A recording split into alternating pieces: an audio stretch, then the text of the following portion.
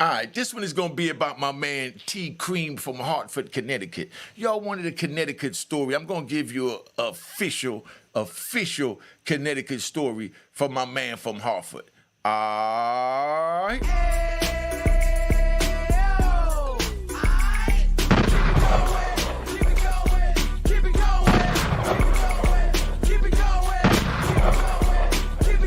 All right, let's go.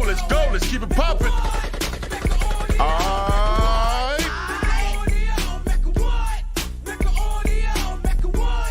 Let's go. All right. Unique Mecca audio, man. I'm here. This was about my man T. Cream from Hartford, Connecticut. You know what I mean? This all the way back, I just come out of ADX. This is back in 99. I'm in Allenwood, Pennsylvania.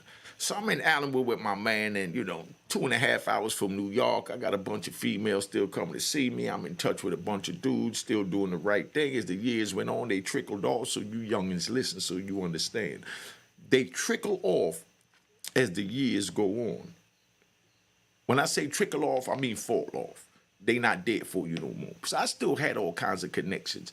So, I get there. I meet a little Spanish brother from the Bronx. You know what I mean? He official.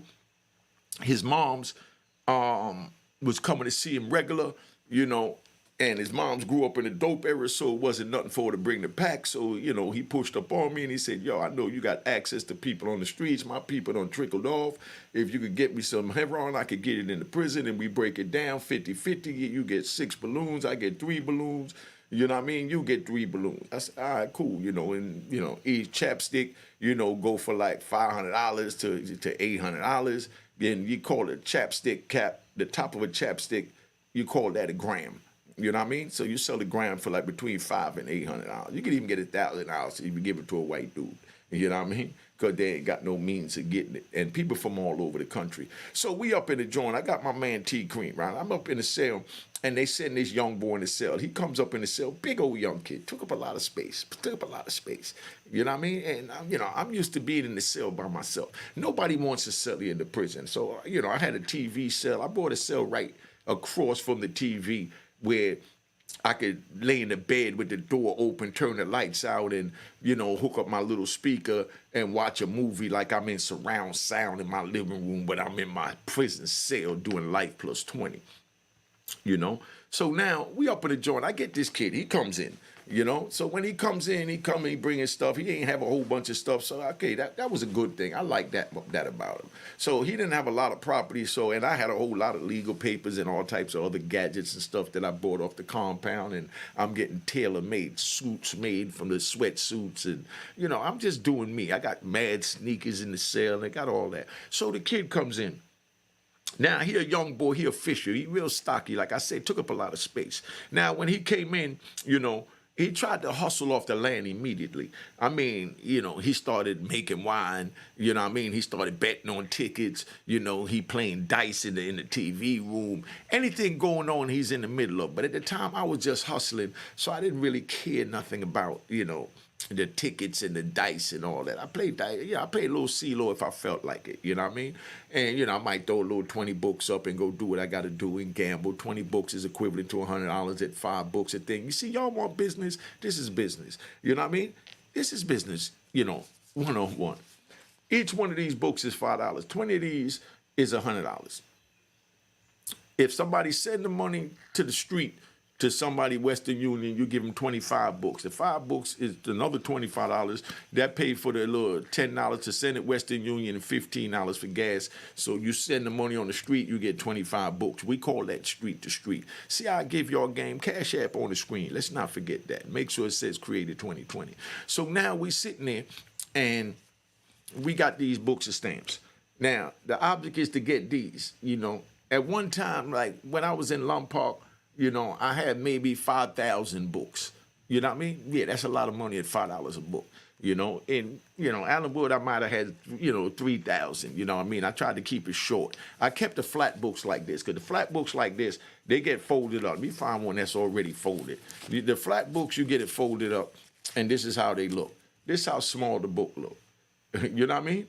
So you could take about 50 of these, 100 of them, and you sneak them out to the visit, or you mail them out. I'm not gonna get into how you mail them out, but you mail them out.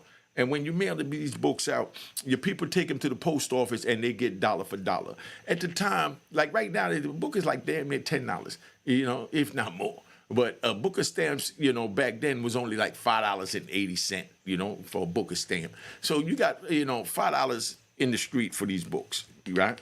So, when it ends up like the forever stamps, if I took these to the post office right now, they'll give me whatever a book of stamp costs in the free world for the price of this. So if I give them 1,000 of these, that's a lot of cash. So we just, get these, collect these, and then send these home. So now, T. Cream hustling off the land. He doing his thing. Only thing I didn't like about T. Cream is he mixed with everybody. See, when you got a cellie in prison, your cellie is your brother. You must protect your cellie. If somebody come in the cell to stab you understand what I'm saying? They're going to stab your cellie too, because they expect him to move, and he's supposed to move. So regardless, if somebody roll in a cell and the dude is living with somebody, him and his cellie getting stabbed. So you don't want a cellie that get in a lot of foolery because it's putting your life in danger, because his life is in danger because you connected to him. You married to him. You married to your cellie. You understand? So you understand. So whatever happens to him happens to you. Bottom line. If the police come in the cell and find something in the cell, they charge them both of y'all unless it's in your locker and your locker's locked. If your locker's not locked, they're going to charge both of y'all with it, even though they put it in your locker. Took it out your locker. So that's how that is. But T. Cream now, he mixed, like I said, with a little bit of everybody. And I wasn't really feeling that because I'm getting all the dope on the compound, and I'm getting plenty of money. So I didn't like nobody in my business, because the least people that know, the better off you are hustling in the prison or on the street. You know what I mean? You don't want nobody knowing what you're doing, how much you're getting, whatever. You try and keep your thing on the low, So that was T. Cream. He got along with all the races. I mean, he's with the G27s, he's with the Tango Blast, he's with the Serenos, he's with everybody, He's with the Brooklyn car, he's with the Connecticut car, you know what I mean? I mean, he's all over the place, you know what I mean? But he's bidden, he's a young kid. So I try to sit him down in the cell and give him the do's and don'ts to let him know that in prison, you got to keep your circle small for those that can help you elevate and protect you. Period. So you youngins, listen, if you want to go through this, keep doing what you're doing. You know what I mean? If not, fall back, listen to Unique Mecca audio. So we up in this joint, right? And T. Cream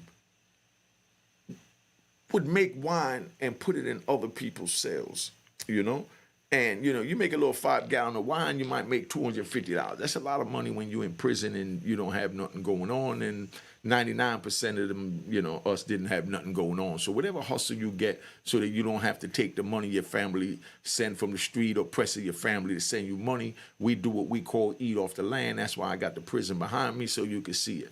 You got to eat off the land. You know what I mean? So you understand. So now T. Cream eating off the land. Now, all I did was play the law library, sold my drugs, and I cooked my food at night. You understand? T. Cream, to show you, he gave me a lot of resistance because I was so quiet and moved so different than what he was used to. You know what I mean? But I'm moving on OG time, even though I was young at the time, Now, I'm about 35 at the time.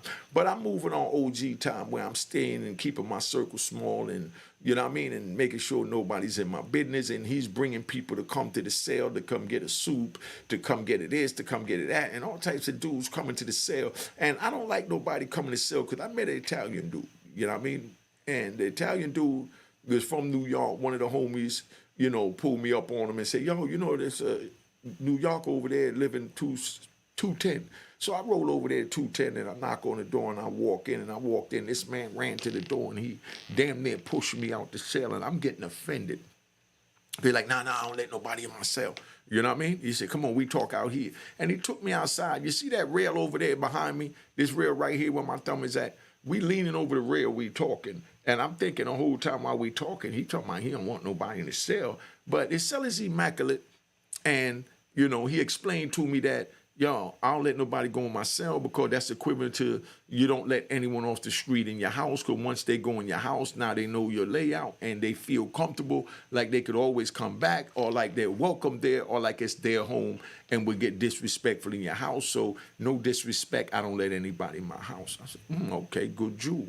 So I took that, But T Cream now, he kept bringing people to the cell for different things. Dudes come there to, yo, T, we got to go check the wine. Yo, T, we got to go burp the wine. And all these non-manuscript dudes is knocking on my door for this dude. And I'm like telling them, like, yo, family, I don't really do the company and people even coming to my door for nothing because you got the cameras outside the cell. They watching everything. People keep coming to the cell. They're going to figure something is going on, and something is going on because I'm selling heroin and you're sitting here making wine. You know what I mean?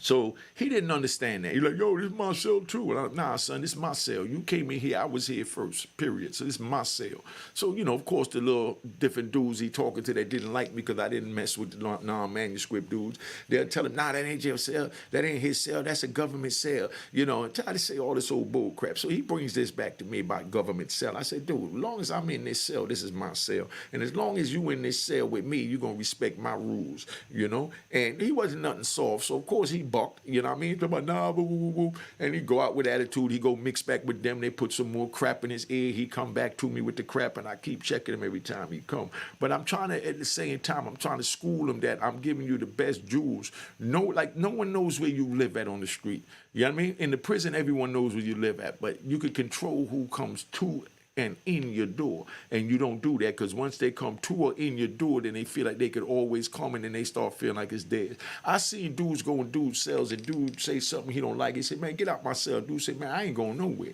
This a government cell. You know what I mean? And of course, that calls for you to have to go in the dude's mouth. So now they in the cell fighting. You know what I mean? Because he tried to put him out of the cell, but it all started because he allowed him in the cell. I look at that equivalent to, a dog. You let a dog piss on the rug one time, he gonna keep pissing on the rug unless you rub his nose in it and smack him where he don't want to have his nose rubbed in it to have to smell his urine and being smacked in the mouth, so he ain't gonna piss in the rug no more. That's how you have to treat these dudes. You know what I mean? So, you gotta just, attack them when they do something, But like I said, so, me and T Cream had that little battle going back and forth, right? And I'm trying to explain to him how cellies move because he didn't understand. And like I said, this 99, I've been locked up since like 93. So I got 6 years on him and just did, 5 years in ADX. It only lasted a couple of months in Lewisburg before I went to ADX. That's where I ran into, Delroy Uzi, the Unabomber, Ray Luke Lassiter, Matula Shakur, Larry Hoover, Ray Ramon Mata, you know what I mean? You meet everybody in there. Woody Harrelson's father, Mario Villabona. I could keep going with names. That's why my content is everlasting. So now we chilling in my cell, Yeah, I said it, my cell. So we sit in my cell, me and him sitting down and we talking one-on-one. And he was an excellent kid. I love talking to him one-on-one, especially with the door closed without the outside interference of the non-manuscript dudes. Remember, a non-manuscript dude is a dude that's a mutt. You know what I mean? He's not labeled as nothing. He's not into nothing. He's just taking up dead space. He's the type that that I would just call a waste of sperm. His mother should have swallowed him. You know what I mean? But she screwed up and swallowed him in the wrong area. So here now we have a physical asshole. So now me and my man T Cream up in there, we having these conversations, we bucking. So I like to cook my little Jamaican food, my my curry goat and curry chicken and, you know what I mean? Yeah, I got goat and all that in there because they used to have the Rastafari festivals and they let us order our own food. When we order the food, I take the food and, we divvy it up amongst the men and we take it back to the unit and we cook it how we want to cook it. We even got a chance to order real Jamaican curry or Indian curry, whatever you want to call it, for the rat bastards and the trolls that's looking for something to criticize, But anyway, so we sitting up in the joint. So now, being up in there, I'm telling them that I'm not with this back and forth with the company because these dudes keep coming in the cell and I feel like they just looking to see what I have in the cell because I had everything in the cell and I don't want a dude to get in his mind that he could come in there and steal something. So I'm trying to explain to him that, keep the company outside, and after a while he started doing it, he listened, but now I'm cooking my little Jamaican food and, he wanted to get in because he didn't even know how to cook. All he know how to do is just boil a butt-naked soup. Butt-naked soup is a little square ramen soup with the little season pack. He throw a little water on that and eat it, and he's watching me eat, onions, green peppers, tomatoes, stewed down over over freshly, clean in lemon chicken. You know what I mean? So he said one day, yo, let me get in the car, Sally. You know, that's what you call your Sally. They know your name, but we just say Sally. So you'd be like, yo, Sally, let me get in the car, you know? So I said, all right, give me 2 mackerels. 'Cause I was cooking mackerel that day. I said, all right, just give me 2 mackerels and a bag of rice. I got everything else. You know, I got the onions, green peppers, everything else. And he's like, but don't make mine with no onions. I'm like, nah, you got to put the onions in it. That's the flavor. He said, but I don't like onions. I said, you don't like onions? I said, what, you taste it and don't like it? He said, nah, I never tasted it. It just looked nasty. I don't like it. I said, all right, well, just, try it. I'm going to hook it. He said, man, I'm telling you, I don't like onions. He argued me down. He don't like onions, So I cooked the food the way I wanted to cook it because I didn't want to cook it the way he wanted to cook it and it don't come out the way it's supposed to come out. Then he said that my cooking game ain't, on 10,000. So I cooked it with the onions, green peppers, seasoned it down, stewed it down, little, white rice and, you know what I mean? But we had the mackerel and I took the gravy, from the green peppers and onions and the season. I put it in, I poured it over the white rice. That boy sat there, he ate that joint, licked his lips and said, God damn. You know what I mean? Yo, next time I'm gonna give you 4 mackerels and 2 bags of rice. I want some more of that. You know what I mean? That joint was good. I said, you like it? He said, yeah. I said, there wasn't nothing wrong with it. He said, man, that joint was fire. That's the best food I ate since I've been in here. He said, man, you cook for me every day. You know what I mean? I said, I ain't gonna cook for you every day. I'm gonna cook for me every day. And if you want to get in every day, you could get in. And he's like, man, you know what I mean? But we got our complexes. It's like, nah, you ain't gonna tell me I'm cooking for you. I ain't the cook, nigga. You know what I mean? I'm just cooking. So, that's where my complex was at. So I said, it was onions in that. He said, man, I ain't even tasted it. That joint tasted good. I said, I told you got to give it a chance to stop sitting here bucking for things that you don't know. So he's like, nah, all right. I'm going to get the vegetables. Now, every day I come in the cell, this man got onions, green peppers, and tomatoes on the cell he want me to cook. Now he buying, onions. And he fought me tooth and nails that he couldn't stand onion. His mother couldn't get him to eat onions. He hated onions. And I talked to him the other day on the phone because he home, and he actually told me, he said, man, I still love my onions, man. And we just bust out laughing. I said, man, you fought me like a mother when I tried to introduce you to onion in the meal for the seasoning. And, we just laughed at it and carried on, But, he making wine in other cells. He tried to bring the wine in my cell. You know what I mean? Yeah, my cell. He tried to bring the wine in my cell because the dudes he talked to outside the cell say, man, yo, why are you paying somebody to put the wine in their cell? You got to give them, half of what you making. Just put it up in your cell. And he's like, nah, but my cellie, he don't want it in there. Like, man, what do you mean your cellie don't want it in there? That ain't his cell. That's your cell, too.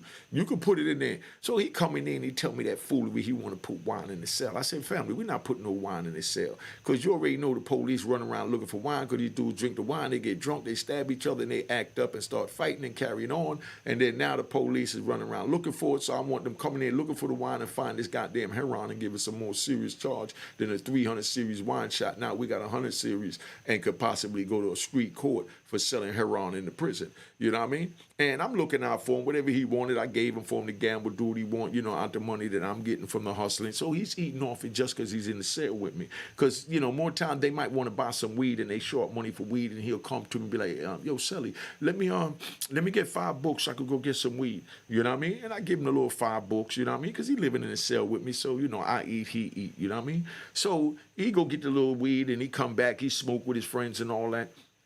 And then, one day, being that niggas was hating, one day he was playing a card game and police said 15 minutes to lock in. So when they said 15 minutes to lock in, this man jumps up, running in between the hands of Spade and go get, big plastic bag and fills it up with ice because everybody put ice in their cell the night before, that night. Right before lock-in, you bring ice in so that, you got cold sodas under your bed. You might have, Kool-Aid in your locker and you want something cold to drink. So, you make your joint and while the doors is locked, you can't get to the ice machine. So you put some ice in your joint. Somebody go get ice. Boy, go get a big old bag of ice like this. Big old bag of ice. So he bring the ice back and he running to go back to play. So he runs in. I'm on the bottom bunk and he lays the ice down on my bed. I'm in the shower. I come out the shower and I go to sit on the bed and there's a big old wet bag of ice on my bed. So now I'm pissed off. So, he playing cards, so I don't want to pull him in the cell and talk to him like he's a kid and pull him away from what he's doing. So I just take the ice and I could have put it in the sink, but instead I put the ice, on top of his bed, being that he put it on top of my bed. So remember, it was 15 minutes to lockdown. So within that 15 minutes, and it was winter time, so it was hot in the cell with the heat on. So the ice started melting on his bed. So when he come in there right before lockdown, when they say, all right, 5 minutes to lockdown, they ended the game. He come in his cell, and he see the ice on his bed. He said, yo, what the ice doing on my bed? I said, nah, you left it on my bed, so I put it on yours. He said, why you ain't put it in the sink? I said, nah, nigga, why you ain't put it in the sink? He said, man, I was in a hurry. I said, all right, well, I was in a hurry. So now he take it personal. He mad because his bed is soaking wet where the ice was at because it sat there for 10 minutes melting. So now he couldn't even sleep on the mattress, So he go back out and he tell his little homies and shit, the little non-manuscript niggas, yo, this nigga, first of all, he talk about this is his cell. He talk about I can't put wine in the cell. He talk about I can't have no company in the cell. And now he gonna take a bag of ice and put it on my bed, wet it up. So, the homie, cause this is prison, So you're young, if you wanna go to prison, this is what you're gonna have to deal with. So now he got dude, this is what you call putting the battery in the dude back. And he wasn't no sucker to allow niggas to do that, but he didn't really know how prison went. So he didn't know if I'm telling him the truth or if they telling him the truth. You know what I mean? So he's stuck in the middle of that. So they gives him a knife. He comes in, the cell and he got a knife. I seen it. It was a little, it was a little joint with wooden handle on it and tape around. He comes in with this little ass knife. So he comes in with the knife that they give him, and he must have told them that he's gonna stab me that night for violating him for putting the ice on the bed. You know what I mean? So when he comes in, the cell, he like, he don't say nothing. He moving his stuff around. He ripping his sheets off the bed because they wet, and you know what I mean? He pissed off, and he got this little knife in his pocket, and I could see the handle sticking out the pocket. You know what I mean? So now, I go get my knife, and, I lay down in the bed, and I put my hands under the covers. You know what I mean? Because you never let a man see your knife. That's like him on the street. If a dude see your gun, you got to shoot him. You know what I mean? Just like if you see a dude genitals in prison, you got to shoot him. You got to stab him. You know what I mean? Period. There's certain things you just don't do. So I'm sitting there, and I'm acting like I don't see the knife in his pocket, so we ain't got to react to this, him bringing a knife in the cell. Because first of all, you know what I mean? I got my knife put up in the cell because it's my cell. If you got a spot in your area and you lock your joint up in your area, or if they come in here and they find your knife, you're going to tell them it's not my cellies, it's my knife, and claim it. And he was a man like that. I give him that. He was 100% man. Hartford, Connecticut. Give him a round of applause. Give him a round of applause. Give him a round of applause. All right. Relax, man. Relax. So now, this kid here was so official. It's like, he was like, yo, if they come in here, man, they find the dope or whatever they find in here, man, I'm going to claim it, And, that's where he was at. And he was cut like that. You know what I mean? He was a true soldier, and he was a true man, and he looked up to me as his elder. So now he comes in, he got the knife. I'm laying down in bed. I got my knife in my hand. You know what I mean? I got my knife in my hand, and I put my hand under the covers. And I'm laying down with my hands under the covers, and I'm laying back waiting to see what he gonna do with him. And then, he do what he gotta do. He go up there, he flip the mattress over, he lay down on the bed, and, he up there pouting. I could hear him breathing hard, so I know he mad. So I tap on the bottom of the bunk. Boom, boom, boom. He said, what's up? I said, you all right up there? He said, man, I'm good, 'cause I know he got this knife in his pocket, so I'm really asking, you all right, nigga, we gonna get it on or not, but I'm not trying to instigate it, but I'm just letting them know, like, we not gonna sit here in total silence like a nigga scared and waiting for you to make a move or nothing. So I'm laying down, I got my knife under the bed, and I'm laying down, and I don't even think he even knew I had my knife, but I just got it there, really just to protect myself from him, because I didn't have nothing against this kid. I love this kid. Great kid. You know what I mean? Like I said, one-on-one talking to him in the cell, he was an excellent brother, right? So now I'm laying down with this knife in the bed, so, I go to sleep with one eye open. You know what I mean? I'm talking about I slept with my boots on. He slept with his boots on. I guess he waiting on me to go to sleep so he could jump down and stab the shit out of me in my sleep. But I'm laying down with my boots on, expecting him to jump out trying to stab me in my sleep. So, we both ready for war. So he see I'm ready, and, he didn't really want to do it because he really messed with me. But these dudes putting the battery in his back, that's what he's supposed to do. And he mad about, having to flip his mattress and sleep on the mattress with no sheets because the sheets got messed up and they only give you one set of sheets. So he pissed off and he laying in the bed. He got a vicious attitude. So I'm laying down. I got my feet hanging out, and I just got the blanket over my chest and, cover my knife up laying down, because as soon as he jump down, I'm just going to gut him if that's where he want to go. But that's the last thing I want to do because I love this kid. You know what I mean? So, he goes to sleep. And, I'm getting a little old, so prostate was just kicking in. So I got up a few times, went to the bed, and every time I got up, went to the bed. You know what I mean? He jumped up. You know what I mean? I guess he thinking I'm gonna bring him a move. You know what I mean? Because he took it that serious about me putting the thing on the bed. So he jumps up. So about 3 in the morning, after 3 o'clock count, they got a 3 o'clock count every morning, 3 a.m. every morning in the feds. So after they did the 3 o'clock count, I tap on the bed, boom, boom, boom. So I stand up. I said, "Yo, what's up? Get down, man. Let me talk to you." You know what I mean? So he get down and shit. I see the handle of his little joint in his pocket, and I'm sitting down now. I put my joint in my pants because it's too big to put in my pocket. So I got it in my pants and I got my shirt covering it up, and I'm sitting on the bed. I said, "Man, sit down on the toilet. Let me talk to you, man. Sit at the desk or something." So he sit down. Because whenever you talk to a man, you always tell him to sit down and get comfortable. You know what I mean? So, it's better that way. If you stand up talking and you're more ready for anything and your aggression and everything is just there. But if you're sitting down, that's why when you go in the office, the first thing they do, they tell you to have a seat. You know what I mean? Like, calm your nerves, nigga. You ain't got to stand up over me. You ain't got to stand up like you in fighting mode. You here to get a job, or you here to hear what I got to say in my office. So I tell him to sit down. The young man sit down, and I look at him. I said like this. I said, "Family, them dudes don't like me. They got a reason not to like me because they non-manuscript niggas. I'm out here. I'm doing my thing. I got everything going for me. Me and you in here doing good. We doing good together. You keep running out there getting information from them how to bid because you're just coming in. I'm understanding that. But we're going to talk about this issue at hand." I said, "Brother, you came and you put ice on my bed." He said, "Yeah, but I was in a hurry." I said, "Yeah, but still, that's the same way you could be in a hurry and lay your knife down on the bed to go jump in the shower. You understand what I'm saying? Or whatever. And then the police walk into a random search, find a knife. Now we both locked up for a knife. So we don't make mistakes like that. We don't have, cause we can't call for a do-over. We can't tell the officer, "Yo, give me a do-over. I was in a hurry and left it on the bed." They're gonna say, "Nah, nigga, take your ass to the hole, take this knife charge and lose this good time and all that." I ain't had no good time because I had life with no chance of parole. So I didn't really give a crap about it. It was just the point that I didn't want to get busted by these people for nothing. My mind frame, right, was to be, and you suckers and rat bastards ain't gonna like this, you know what I mean?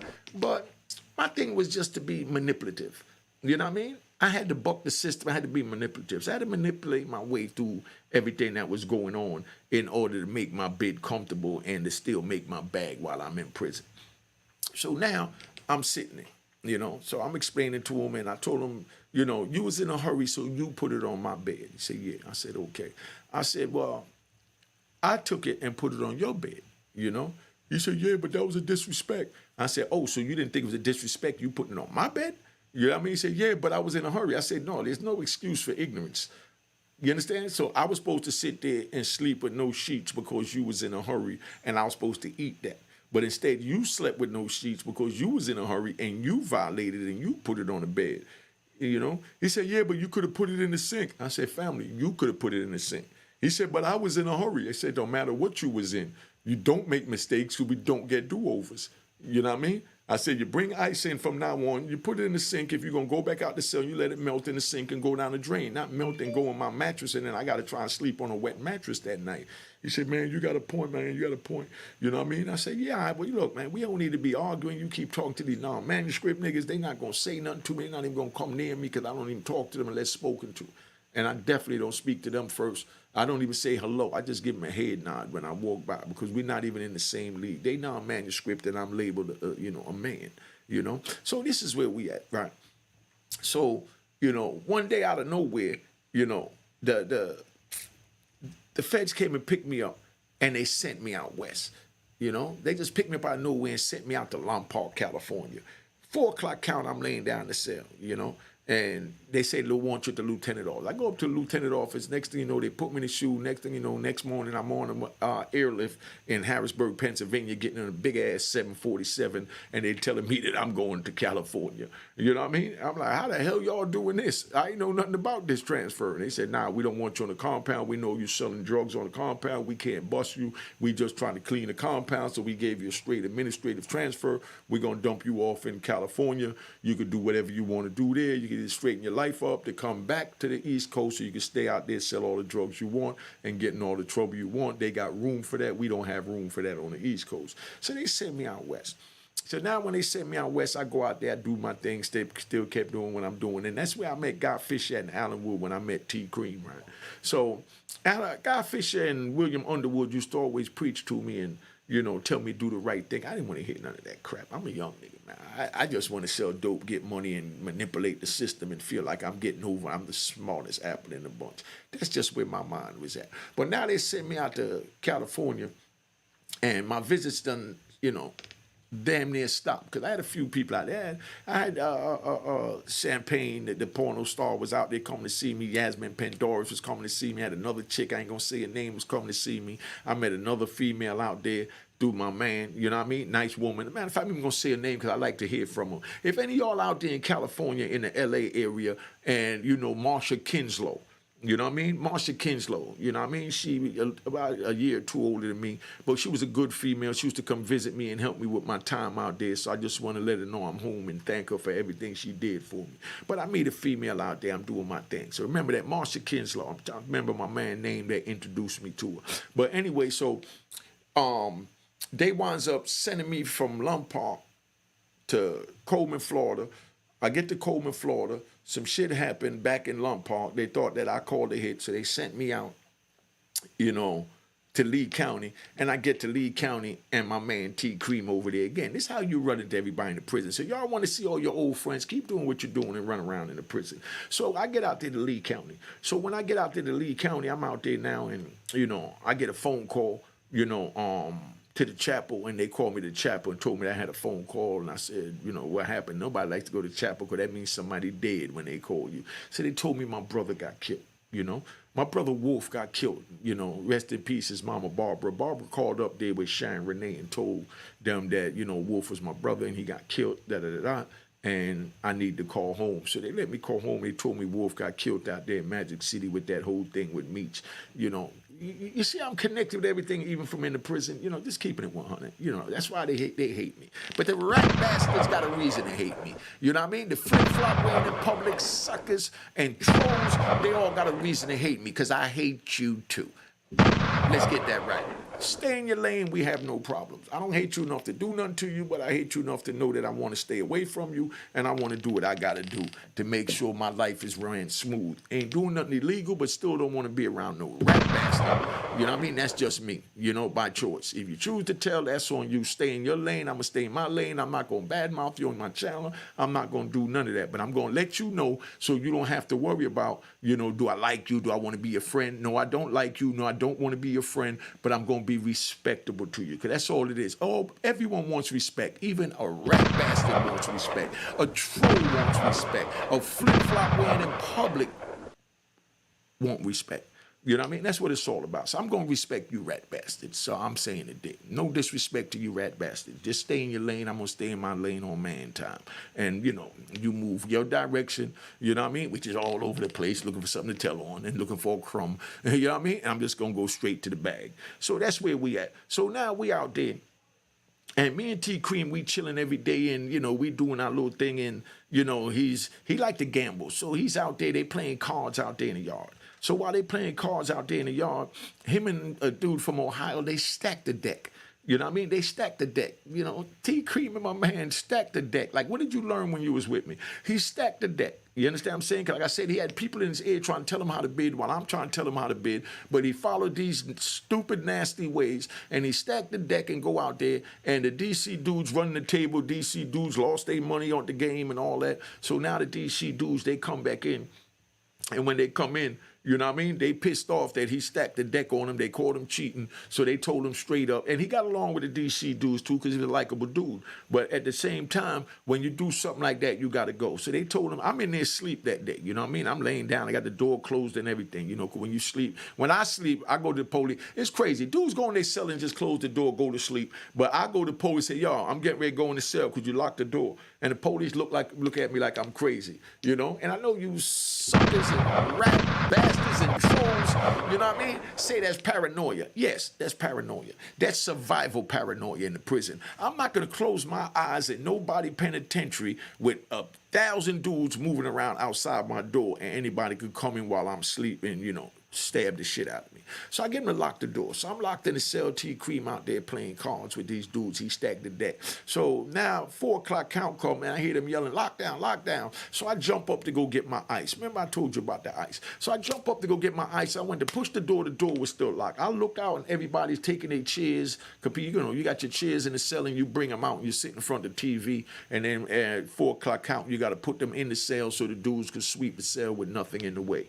So now I jump up, I look out the door, and I see my man T Cream out there, and I'm like pissed off because that's one of the rules, it was my cellie, that's one of the rules I told them, from we were cellies in Allenwood, that when these people say lock down, get your ice, get everything you want, you don't want to be the last one to sell. Because if you're the last one to sell, what they're going to do is now they're going to, after they, before they let you in the cell, they're going to call you out the cell. They're going to go in there, shake the cell down, take all your little goodies you ain't supposed to have. And I had a little speaker that was made out of a headphone magnet. They take a little headphone magnet and actually, and then take a hardcover book and make the shell of a box and then a piece of paper from a magazine, and fold it and shape it in the shape of a cone in a speaker, and put the magnet up to it a certain way and hook the stick up, and the vibration from the magnet, it hits the little cone and it plays music, and the shit is loud like you got a stereo, So I didn't want them to take my little speaker. They cost like 8, 10 books, and they hard to get because only a couple of people on the compound knew how to make it, and they could never have all the materials because you had to break a pair of headphones and get some headphones that was broken and then use the magnet from that. So I definitely didn't want them coming and taking my speaker because that's what they call contraband, but they don't mess with it unless you mess with them. You understand? So now, Cash App on the screen, man. This story getting too good. Cash App on the screen. Make sure it says created 2020. There's no number ones in my last name, Hall. It's straight Unique Mecca Hall. H-A-L-L. Not H-A number 1-L. So look out for that. Make sure it says created 2020. All right? Now, so I look out the door. My man is out there. So I'm pissed. I'm like, yo, come on, man. And he ain't coming near the door. So somebody come to the door and say, yo, your cellie checking in. I said, checking in? Because I know he ain't that type. You know what I mean? He ain't nothing soft about him. So I said, checking in. I said, yo, come here to the door, man. So he comes over the door. I said, yo, what happened? He said, yo, I'm going up top. I said, what you mean you're going up top? He said, yeah, man, I was cheating in a card game and they rolled up on me with knives. Like 10 D.C. dudes rolled up on him with knives. So we don't call it D.C. versus Connecticut. 10 D.C. dudes rolled up on him with knives and told him, look, we ain't trying to put the knife in you because we mess with you. You know what I mean? But you violated it, the man code of the compound by trying to cheat in a poker game, so you got to go up top. So either you go up top or we going to put the knife on you. So he saw the 10 knives and he decided to go up top. So I'm telling him, nah, family, yo, that's family, man. Let me talk to him. And they cool with him too. But I could have talked to them and told them, look, okay, how much y'all lost? 20 books, 50 books. All right, here's 50 books. You know what I mean? Cover the loss and then tell my man he got to give me back the 50 books. You know what I mean? Hustle it off the land and give it to me in little increments. But, and they would have took that. But I guess when he saw the 10 knives of them coming, he was like, man. And then what I respect about this man, right? Which I already knew this, but he told me this when I talked to him yesterday on the phone. That's why I'm doing this. What he told me was straight up, and this is on some man time. He said, yo, you was doing so good on the compound.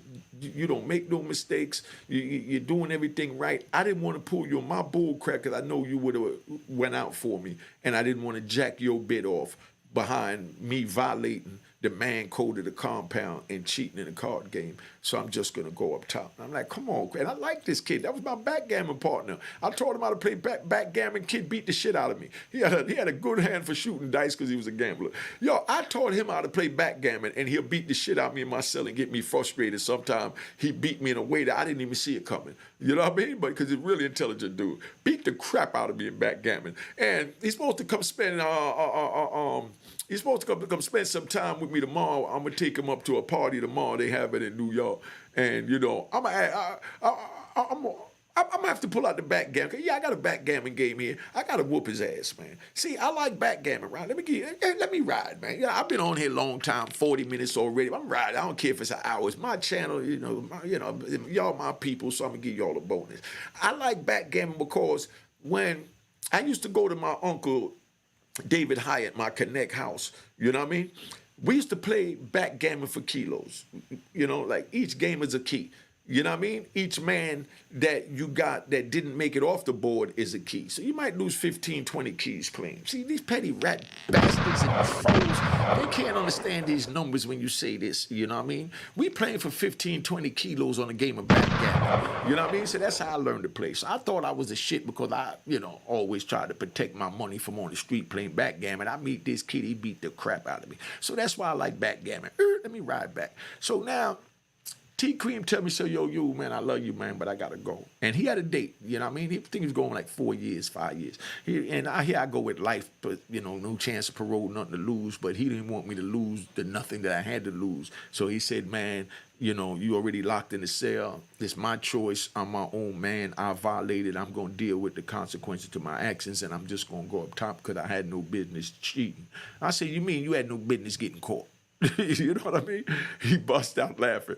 He said, that's why I mess with you, man, because you keep it 100. He said, if I wouldn't have got caught, I would have kept cheating.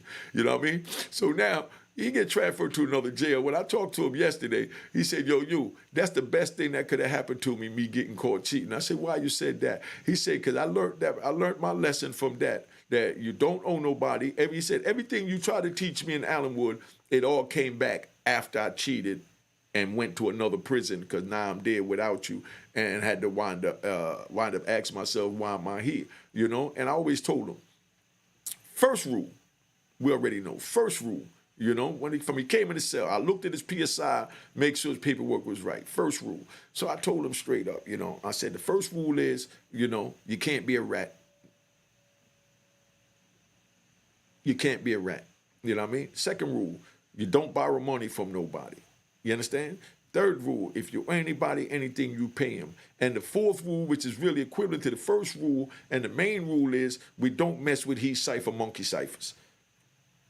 We don't mess with he cipher monkey ciphers. We don't bring them in our cell. We don't even talk to them. They like exile from the joint. You understand what I'm saying? So we don't deal with he cipher, monkey cipher. He said, man, after I left that joint, that's where I put everything together that you gave me, and my bid was so much smoother. I became the man like you was the man when I met you selling all the heroin in the prison. Now I got all the drugs and gambling table and tickets and everything on the compound because I followed the rules that you gave me. He said, man, it was a learning experience. Now, I'm going to tell y'all this if y'all watch this all the way to the end. If y'all want to hear from T Cream and meet T Cream, let me know, and I bring my brother T Cream up here, and he'll let you know how I raised him in the penitentiary and, will clarify some of this or disagree with it or whatever. You know what I mean? So, that's what it is, man. Been on here long enough. Cash App on the screen, man. Make sure you use it. I don't care if it's $1. If you don't send a Cash App, give me an emoji and make sure you subscribe and, of course, hit the like. You know what I mean? So I've been on here long enough. Let me tap out, let y'all know, man. I respect y'all. I love you. And, without y'all, there'll be no me. All right? Let's go. Cheers. Toast the crime. Let's go. Big Lou. All right, that's how we do. Lou Sims in the house. These my homies, man. Lou Sims, OG Daniel, that's the homies, man. You know what I mean? Just let you know. That's my man, Dallas. That's Vegas chilling for real. You know what I mean? Fresh out the can of 26, keep back on the strip, getting back in the mix. What he mentions is a gift. You stand up 10 toes down, and I suggest you pay attention to this. Take a little gully posse and put it in Harlem. He cut from the bottom, came up from the bottom. Drop the book, you should go and get it. An Instagram page and a YouTube, you could go and visit. Then you could consider yourself LinkedIn. Sit front row and get Jews from a kingpin. How he went through it, so you ain't gotta go do it. To not pay attention would be stupid. Talking about a man that probably put your grandfather on. Probably the reason that him and your grams got along. A man that generated millions on the block, did his time, never squilling to the cops, make an audio. That's how we do, man. You know what I mean? Like I said, I keep my circle small. Very few people do I call a friend. That's my man Flip. That's my big Flip. Shout out. You know what I mean? Big Flip is live. But that's how we do. It's like you smile. Right here. That's my brother from DC. That lead in the other picture up there on TV. And that's,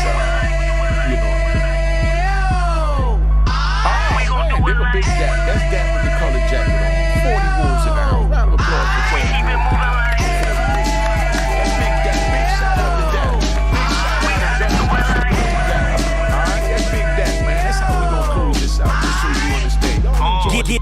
drive like 2 G's in the night.